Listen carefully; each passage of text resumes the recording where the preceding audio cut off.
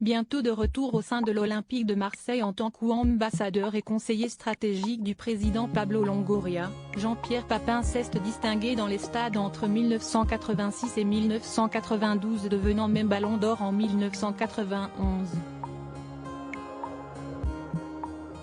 Dans sa vie privée, l'ancien footballeur est devenu papa de 5 enfants dont un fils prénommé Christopher et une fille Émilie handicapée à cause de lésions cérébrales diagnostiquées quelques mois après sa naissance en 1990.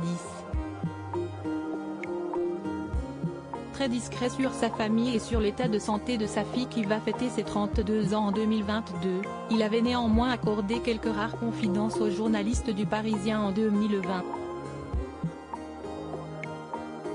Créateur avec sa femme Florence de l'association Neuf de Cœur qui a pour but de venir en aide aux familles ayant des enfants victimes de lésions cérébrales grâce à une technique de stimulation multisensorielle, l'ancienne star de l'Homme m'avait confié « Un jour, on m'avait dit en France qu'elle ne marcherait jamais. À présent, elle est capable de courir 10 km avec moi tous les jours. » Il ne faut pas toujours croire ce que l'on nous raconte. Émilie, si est-il le combat d'une vie. Fier des avancées et des apprentissages de sa fille, il avait indiqué avec beaucoup d'espoir, elle continue de faire des progrès même si elle va avoir 30 ans à la fin du mois.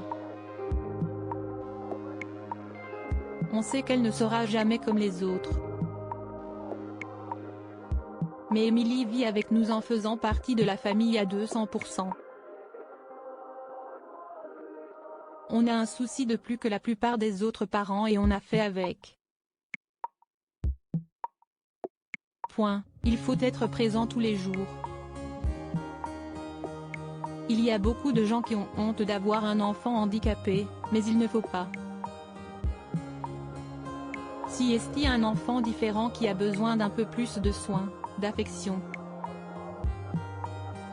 Parti faire la promotion de son association à l'édition 2014 du Cross du Figaro, une épreuve annuelle comportant plusieurs courses à pied, JPP avait également parlé de son long combat pour sa précieuse Émilie.